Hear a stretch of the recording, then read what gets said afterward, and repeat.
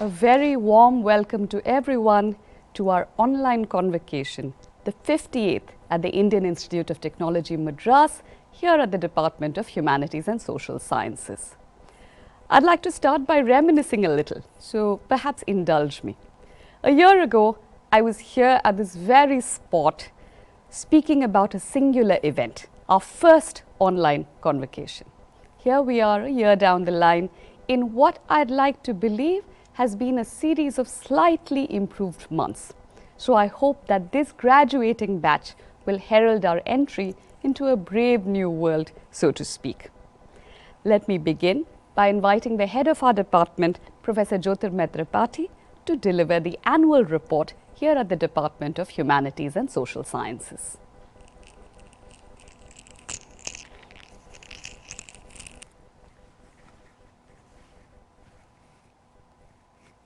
Thank you. Respected Chief Guests Sudhir Kakar, graduates, colleagues, invitees and all others present here. It is my privilege to welcome you all to the 58th convocation of the Department of Humanities and Social Sciences, IIT Madras. It is one of those moments when hope and future are made manifest and intellectual labor finds fulfillment through the students we nurtured for around 5 years. Though the pandemic continues to play hide and seek and makes men wary of human knowledge and its attitudes, it has given us the opportunity to find new ways of meeting and sharing of human sympathy. Our aspirations continue to soar in spite of the pandemic and find innovative ways of expression. In a nutshell, we continue to remain human and social. We made such a beginning last year with the first virtual convocation, and the fact that we are doing it for the second time means uncertainty remains the defining feature of human life. If you are wondering when it will be normal again, let's remember the sages of Rig Veda who perhaps knew better and put it in the Nasadiya Sukta in the following words: only he who is its overseer in the highest heaven knows. Only he knows, or perhaps he doesn't know. And that defines the certainty of uncertainty. It is that peculiar certainty that has made all of you brave the odds, fight off loneliness and complete your courses on time. And here you are about to receive your degrees, and nothing can be more fulfilling than that. This year we will be awarding degrees to 51 graduates, that includes 14 PhD students and 37 MA students. We are immensely pleased to have with us Sudhir Kakar as our chief guest, who will address our graduates shortly. As you know, IIT Madras has once again swept the top honors in National Institutional Rankings Framework, popularly known as NIRF, emerging as the undisputed leader in education in the country. The institute has been ranked as #1 institute in India in both overall and engineering categories in NIRF 2021. It has bagged the top rank in overall category for the 3rd consecutive year and #1 in engineering category for the 6th consecutive year. In the newly launched category of research institutions, IIT Madras has been ranked #2 in the country. The fact that our institute is #1 in the overall category implies some meaningful contribution from the Department of Humanities and Social Sciences. We must continue doing good work and continue to lead not just in teaching, research and consultancy and project management. We should also lead in mentoring and capacity building outside of the institute. Now let me share with you a few departmental matters. In 2021, the department added 1 faculty member, Dr. Krishna Malakar, in the area of climate policy, and Dr. Soo Jin Sim as visiting faculty for teaching Korean language and literature. We continue to host Professor K.S. Kannan as Sant Rajinder Singh Ji Maharaj Chair Professor, Dr. Christoph Oyod as visiting Associate Professor, and Dr. Girija Vaidyanathan, the former Chief Secretary of the Government of Tamil Nadu, as Professor of Practice along with G. Venkatesh. At present, we have 235 MA students and 166 PhD students. So far as the international collaboration by the department is concerned, we have signed an MOU with Nordic Center of India, New Delhi, which is a consortium of Nordic universities. The department has also entered into an agreement with Korean Foundation for introduction of Korean language and literature courses taught by a Korean faculty. During 2020-2021, The department faculty members and research scholars have published about 7 books, 16 book chapters and more than 70 research papers in journals of high repute.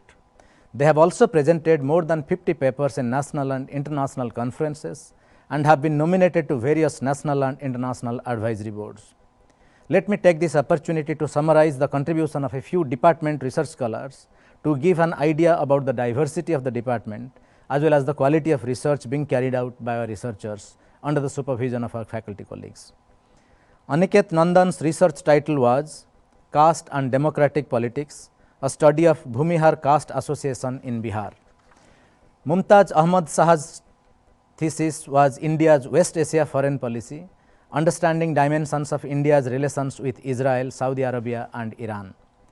G. Sumitra's thesis was predictors of continuum of maternal health care service utilization and inequities in its distribution in India. T. K. Suramya studied regulations and resistance in the beedi industry of Malabar 1930 to 1970. Gargi Roy's research title was Clause Structures in Kakborok, a case of language contact and convergence. Konkona Datta's research title was Political Conservatism, Peace and Preservation, an inquiry into the writings of T. S. Eliot.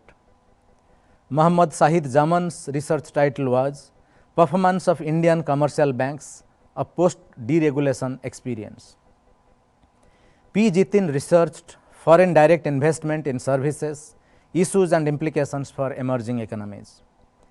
Nishant Kumar's title was Cognition, Consciousness and Self, a philosophical study on the Mahayana and Theravada Buddhism. Tanima Bagchi studied linguistic ideology of honorification in the Santal community. M. Suresh's research title was Body, Brain and Free Will, a philosophical study on the notion of consciousness. Praveen Singh studied complex predicates in Hindi and Urdu. Anvishka Dral studied determinants of rural non-farm sector employment and its impact on farm production. Ketan Kumar Reddy's research title was Dynamics of Global Value Chains, an analysis of Indian manufacturing. It is also my pleasure to share with you that Ketan Reddy also got the Best Thesis Award for this work. Now, let me share with you the work undertaken by our research centers. I am happy to share that the Center for Memory Studies under the aegis of Institute of Eminence has contributed immensely to the research profile of the department and has established itself as a vibrant platform for intellectual debates and has drawn researchers from across the globe. Center for Technology and Policy continues to strengthen public health system and advise various governments relating to policy interventions. IIT Madras China Study Center has also contributed to the study of China and its relation with India and the world. Under the socially relevant project initiative, the department coordinated Siddhi webinar series sponsored by the Office of Global Engagement IIT Madras and were championed by Dr. Sudarshan Padmanabhan. Department colleagues Dr. Subhas and Dr. Santosh Sahu conducted a study COVID-19 outbreak and the micro, small, medium enterprises MSMEs, a study of Tamil Nadu. The final report was released by the Honorable Minister of Industries, Tamil Nadu on 7th July 2020. Now, let me share with you some of the academic distinctions of faculty and students. In recognition of their academic achievements, the faculty members and students have been bestowed with several academic distinctions, awards, memberships of editorial boards of journals. Dr. Rolna Whittier has been elected as President of the Scientific Instrument Commission, a constituent group in the Division for History of Science and Technology of the International Union of History and Philosophy of Science and Technology. Professor Swarnalata Rangarajan was nominated as Chairperson, Board of Studies of Tamil Nadu Open University. Dr. Joe Thomas has been invited to serve as Network Editor of H Asia. Dr. Aditya Kolachana has been invited to serve as a member of the journal History of Science in South Asia. Dr. Abhishek Parvi has been invited as an editorial board member for Rupkatha Journal of Interdisciplinary Studies. Professor Jyotirmoy Tripathi was invited as advisory board member of International Quarterly for Asian Studies. Dr. Santosh Sahu has been invited as editorial board member of journal SN Business and Economics. Professor Rajesh Kumar has been invited as Associate Editor of the journal Language and Language Teaching. Our students and scholars have also brought laurels to the department and the institute. Chaitra Navada received Research Student Fellowship from Indo-Sastri Canadian Institute. Ismail Siddiqui won scholarship for development related disciplines from the Islamic Development Bank. Ramnath Raghunandan won Meera Sinha Bhattacharjee Award for the Institute of Chinese Studies, New Delhi. Asraya Maria won Dr. V. Ravikumar Memorial Prize 2020 and Varsha Gopal won Institute Merit Prize. Shruti Ranjani from English Studies won A.V. Krishna Rao Prize and Pauline Matthew from Development Studies won Dilip Biraraghavan Prize. Malavika Ranjan of 2018 batch won Sports Fest in lawn tennis. Sushant Jaiswal of 2020 batch won first position in national level English debate competition organized by the English Literary Society of IIT Bhubaneswar. R. Anand of 2020 batch won first prize in the general quiz conducted by RV College of Engineering, second prize in the open general quiz by VIT Pune, and third prize in the general quiz by IISER Trivandrum. Let me also share with you some of the events organized by this department. The department annual conference was held on the theme of spatiality and attracted speakers like Abdul Malik Simon, Aparajita De, K.T. Rabindran, Whitney Cox, among others. Joe Thomas coordinated 13th All India Conference of China Studies, which was jointly organized by the Institute of Chinese Studies, New Delhi and IIT Madras China Study Center. Christophe Oyod conducted a seminar on inner transformation for sustainable urban futures, need for a new paradigm. He also conducted a symposium on 4th Indo-German dialogues on green urban practices, the human being in sustainability transformations. Binita Tampi conducted a workshop on research methodology for young professionals for Kudumbasri, NRO, Government of Kerala. Sudarshan Padmanabhan organized the 3rd Kenyan IIT Madras writing workshop. Sonika Gupta conducted a workshop on Talking Himalayas, workshop on disciplinary approaches and methods. Abhishek Parvi and Merin Simiraj conducted a 5-day short-term course on memory studies. Christophe Oyod conducted a 12-day short-term course on sustainable smart cities, focus on mobility under IGCS Summer School 2020. Coming to the ongoing consultancy and sponsored projects, let me share that during the academic year 2021, the department received 6 sponsored projects worth 3.01 crores and 16 industrial research and consultancy projects worth rupees 2.1 crores. So far as placement and internships go, the year witnessed placement offers to 13 students with a maximum compensation of rupees 12.5 lakh per annum and average compensation of rupees 8.2 lakh per annum. The following firms made offers to our students: McKinsey Knowledge Center, Deshpande Foundation, Willgrow, Karadi Path, Taxila Institute, Hindu Step and E-Vidyalok. A first of its kind department internship drive was conducted from April-May for the 4th and 3rd year students. The internship drive saw the participation of 10 companies. Out of 20 registered students, 10 were considered. Many students went for higher studies to some of the top universities in the world, such as UCLA, University of Paris, Edinburgh University, Lund University, University of East Anglia, among many others. I would like to take this opportunity to thank the Director, Professor Bhaskar Ramurthy, for his encouragement and guidance, all the deans, Chairperson of CCE, Placement, CCW and Engineering Unit for their support. I wish to thank all my faculty colleagues for their wholehearted participation and contribution in the conduct of this event as well as to the growth of the department. I take this opportunity to thank Mr. J. Benny, Mr. Kannan Krishnamurthy, Mrs. Suguna and Mr. Sasi for providing administrative and technical support. I am happy to note with appreciation the contribution of Ms. Avirami, the MA branch counsellor, for coordinating with the students. I would like to thank our chief guest, Sudhir Kakar, for gracing this convocation. We are indeed privileged, sir, to have you with us today and share your experiences and insights with us. Before I end, I would like to congratulate all the graduates today and wish them happiness, professional success and fulfillment in the journey of their lives. I am confident that they will make a difference to the larger cause of nation building. God bless you all. Jai Hind.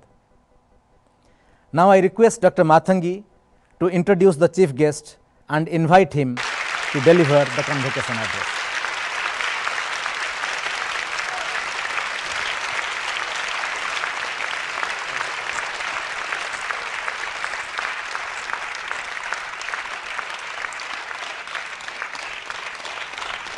Thank you, Professor Tripathi. It gives me great pleasure to introduce our chief guest, Sudhir Kakar. Now, Sudhir Kakar is someone of who it can be very easily said he requires no introduction. But in my very limited experience, it's precisely these of who we speak as needing no introduction that need many, many words to be said about them. So without further ado, Sudhir Kakar, for those who do not know yet, is a psychoanalyst and writer. He has been a lecturer at Harvard, research fellow at Harvard Business School, professor at IIM Ahmedabad, the head of the Department of Humanities and Social Sciences at IIT Delhi, visiting professor at Chicago, McGill, Melbourne, Hawaii, Vienna, Harvard, INSEAD, France, and a fellow at the Institute of Advanced Study, Princeton, Berlin, and Cologne. His many honors include the Baba, Nehru, and ICSSR National Fellowships, Gardner Award of Columbia University, Boyer Prize of the American Anthropological Association, Tagore Merck Award, the Lotte Kohler Prize for Psychoanalytic Cultural and Social Psychology, Germany's Goethe Medal, Distinguished Service Award of the Indo-American Psychiatric Association, and the Order of Merit of the Federal Republic of Germany, the country's highest civilian honor. In 2005, the French weekly Le Nouvel Observateur listed Kakar as one of the world's 25 major thinkers. Kakar is the author-editor of 23 books of non-fiction and 7 of fiction.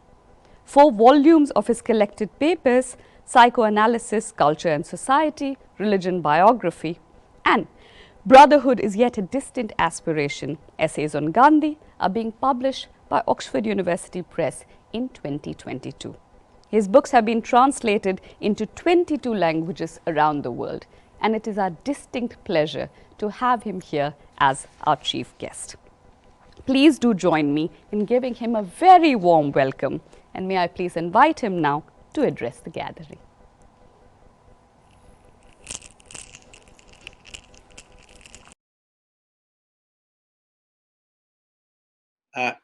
It is an honor for me to be asked to speak to young graduates as you go out into the world and enter a new stage of life. I will keep my remarks as brief as is humanly possible, given the special occasion that has brought us all together here today, an occasion that must be given its due honor.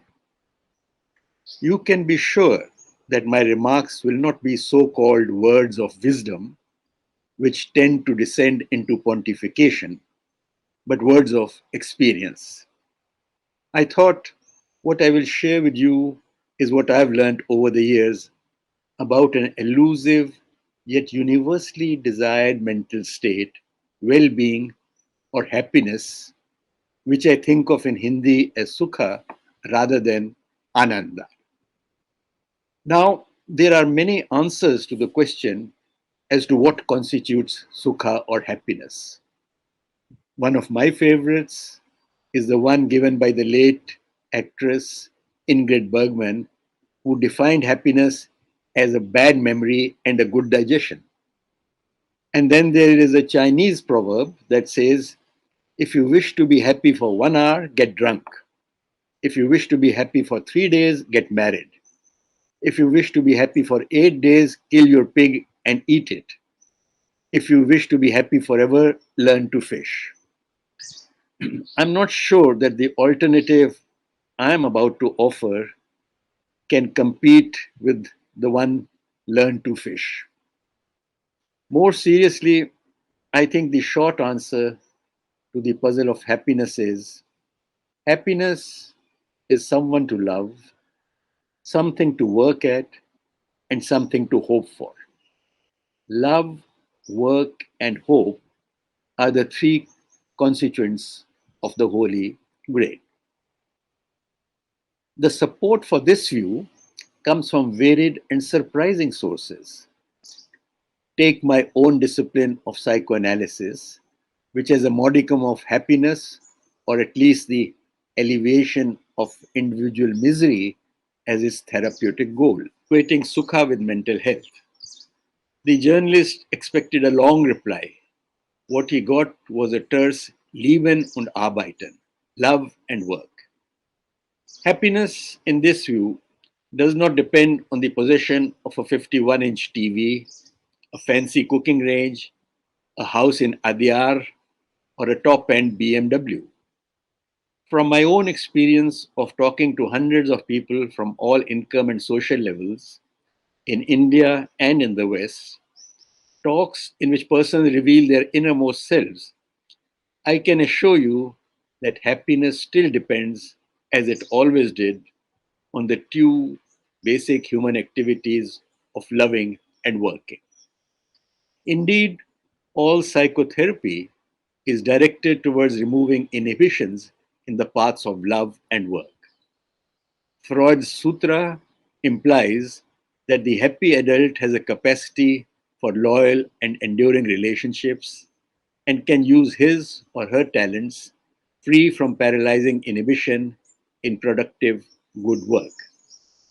It is surprising that Freud left out the third element of happiness, especially important in a poor country like ours: hope. Consider this woman in a Chennai slum who has migrated from a village in the interior of Tamil Nadu.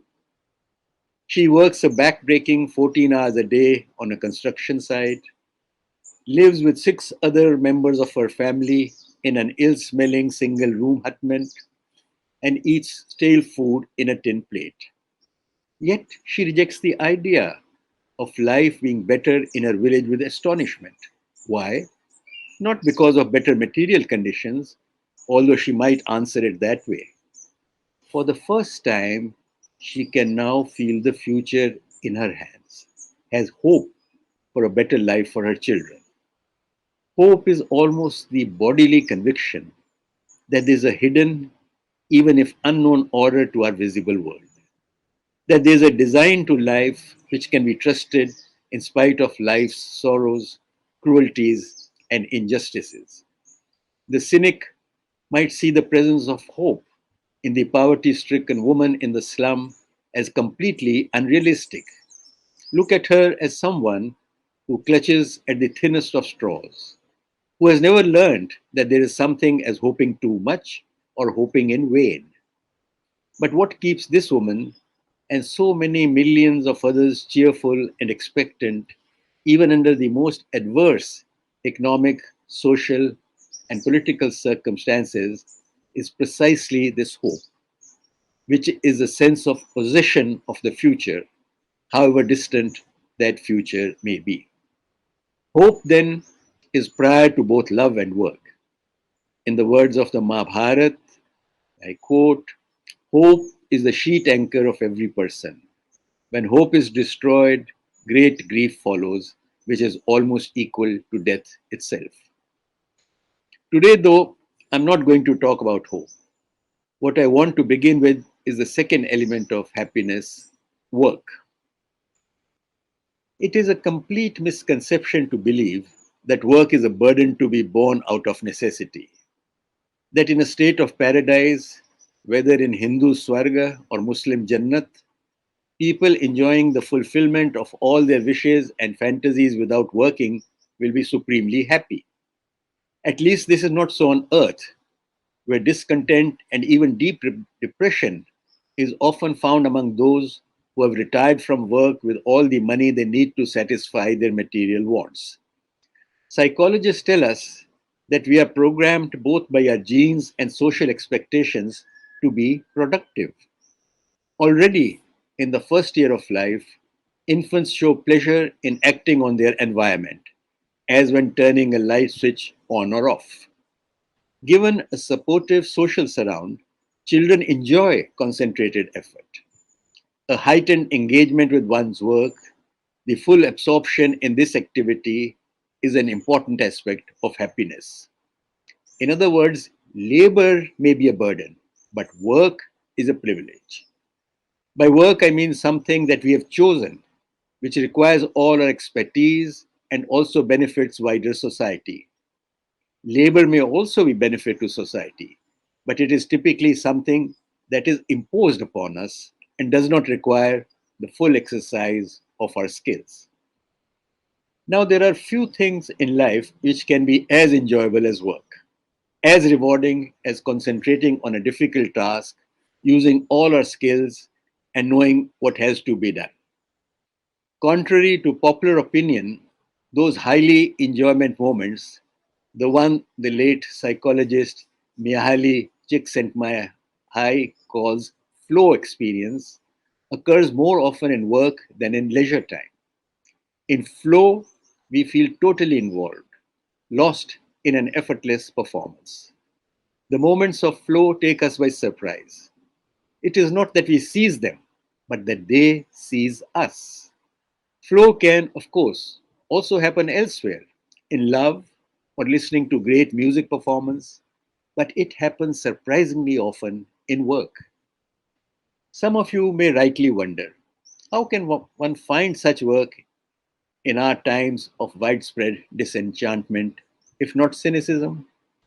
How does one work to the best of one's ability if you are a civil engineer and then your boss wants you to use inferior building materials and inflate the costs? Or you are a sales rep who is asked by your pharmaceutical company to make liberal use of bribes to doctors rather than exercise your selling skills? Or you are a teacher who is constrained by the demands of the curriculum and institution to teach in a way where the teaching becomes labor and is no longer work? There are no easy answers to such everyday dilemmas in work life. Each person must decide what to do in a particular situation. From the viewpoint of happiness, I can only offer a piece of advice that should go into the decision.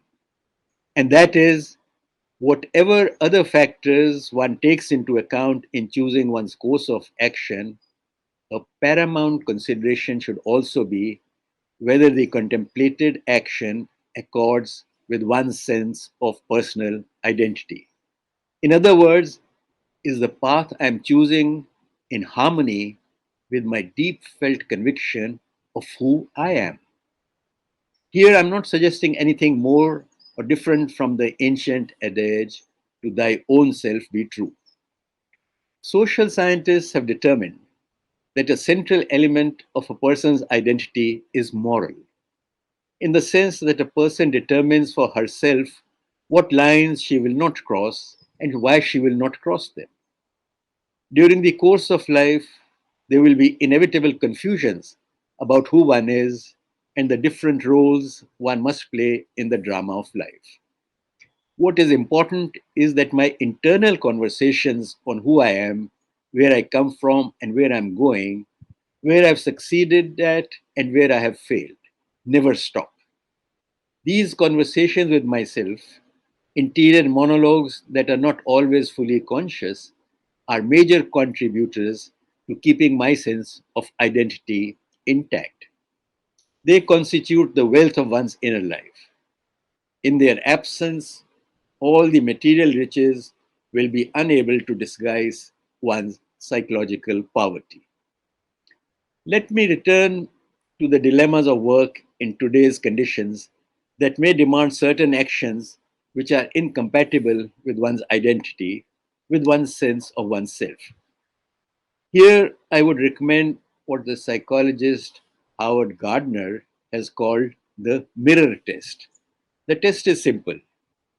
When you are about to take a doubtful step or have been working in a way about which you are unsure if it is the right one for you, stand before a mirror in the morning when you are getting dressed or shaving as a man, combing your hair, putting on makeup, or whatever. Look closely at the face staring back at you from the mirror. Your face. Do you like that face? Does it give you a feeling of pleasure, of calm, of ease? Or does it make you feel a little low? If it is the latter, the contemplated action is not in alignment with your personal identity.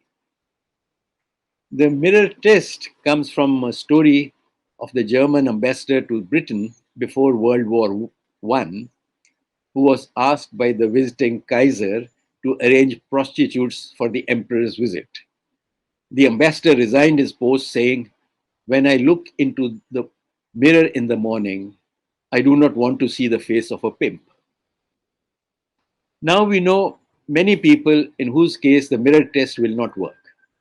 The professional cheat who employs his skills in depriving trusting people of their valuables, the smuggler getting a great kick from outwitting the police, and of course the politician making tall promises at the eve of an election are some of the people who may be quite satisfied when they look at their face in the mirror in the morning.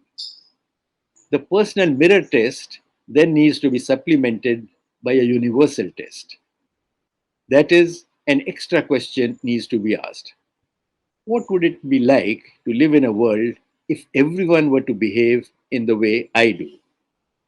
At critical times in your life, when important choices need to be made, it is not a bad idea to employ the personal and universal mirror tests to see whether the choice violates or is supported by your core inner self.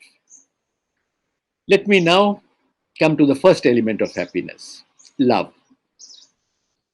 Volumes have been written and will continue to be written on love in all its marvelous forms.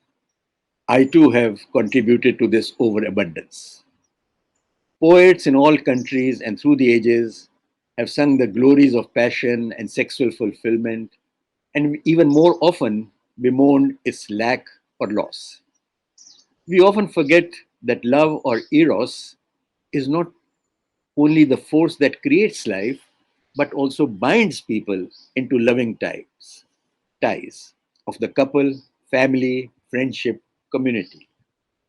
What I want to talk about then is an even more essential element of love than sexual fulfillment, and one which is indispensable for happiness. This element is intimacy, the binding together in a loving tie. Intimacy has connotations of being made whole, of completion through the love of another human being, thus also extending to same sex couples. Its feeling tone is an utter serenity, a repose. Anyone who has experienced deep intimacy in love, much, much rarer than passion, can vouch for the fact how intimacy can make you experience the world with a fresh vision. Intimacy illuminates what have been hitherto perceived as shadows, background figures. It animates a person's relationship with nature and art, and deepens his or her sensate and metaphysical responsiveness.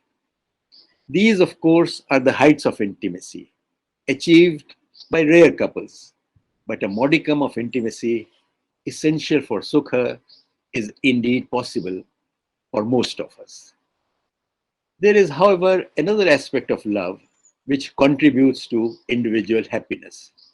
This is social love or compassion, wherein one wishes and acts to implement the welfare of others. Social loving behavior raises self esteem and thus contributes to feeling of personal well being. In other words, acting on the golden rule, do unto others how you would have others do unto you, present in various forms in all the world's religions, may not be only vital for an individual's spiritual progress, but even for her psychological well being. My advocacy of loving compassion is not an ideological stance underlined only by wise sayings, which may or may not be true, but very much a matter of empirical fact.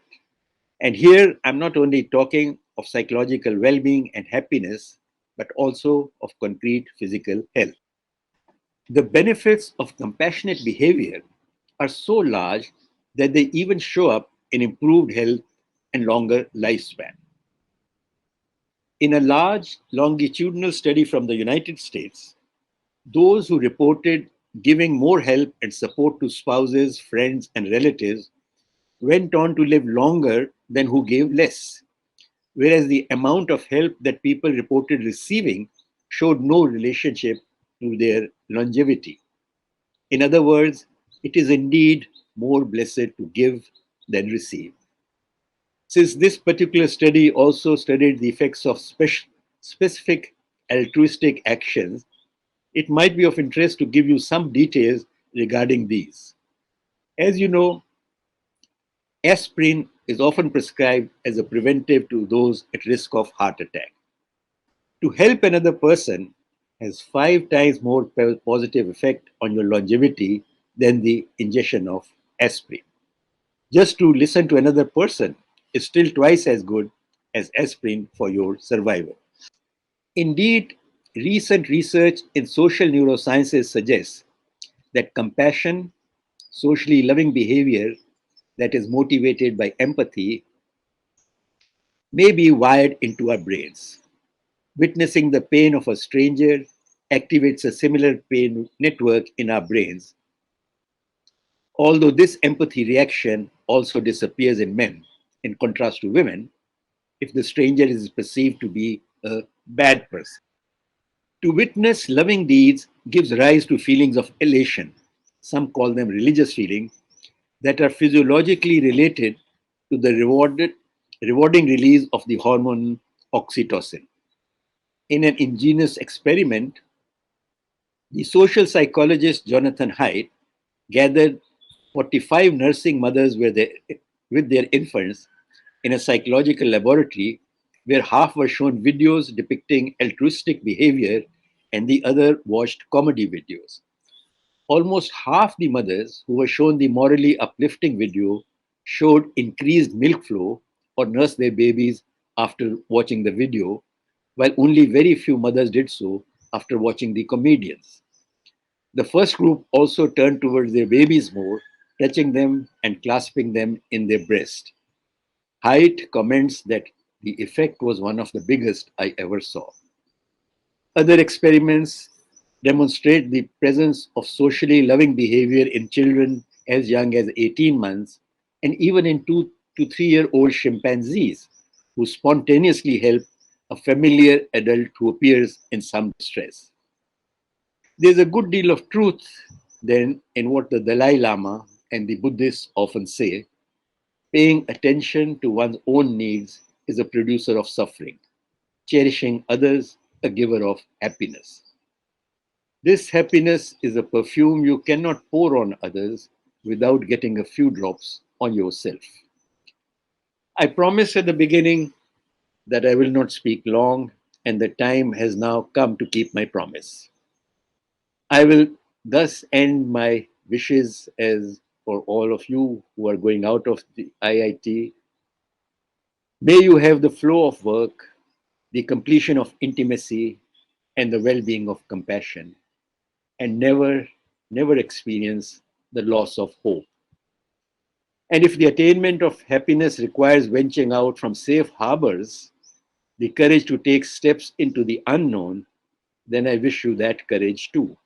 The courage to take risks. If you want the rainbow, you have to put up with the rain. For we must remember that identity proves itself strongest where it can take chances with itself. As the great German poet Johann Wolfgang Goethe observed, one never goes so far as one as when one doesn't know where one is going. Thank you for your patience. Thank you, sir, for this wonderful address. This was both simple and profound at the same time, and this is going to reverberate for quite some time. Now we arrive at our main event, the process of felicitating our graduating batch. Let me now proceed to read out the names of our graduating students. Let me start with the PhD students. Aniket Nandan, Mumtaz Ahmad Saha, G. Sumirtha, T. K. Suramya, Gargi Roy, Konkana Datta, Muhammad Sahid Zaman, P. Jitin, Nishant Kumar, Tanima Bagchi, M. Suresh, Praveen Singh, Anmishka Dral, Ketan Kumar Reddy. Now let me go to the MA students. Malavika Udayan, S. CB, Nitin Johnson, E. A. Adsal, K. J. Ananta Padmanabhan, J. Anis, Arsha Deepakam, Atul Muralidharan, Avantika Singh, Avino Nifi, Chaitra Navada, D. Ganesh, S. Gayatri, Irene Mary Sam, Kajal Raju, Libin John, V. Meenakshi, Nitin Pradeep, Parthiv Kidangur, Pauline Matthew, Rahul Jose, Sagar Boro, Sai Chandan Kotu, Samantha Maria, Sanjana Acharya, Sabhyo Daimari, M. Sarada Priya, Shravya Chavali, Y. N. Simha, S. Sri Parvati, Swati Nayar, Tenzing Londe, Uma Makesh, Urudhimori S, Vandana Devi, Shruti Ranjani, Vegas Kumaran. I congratulate all of you.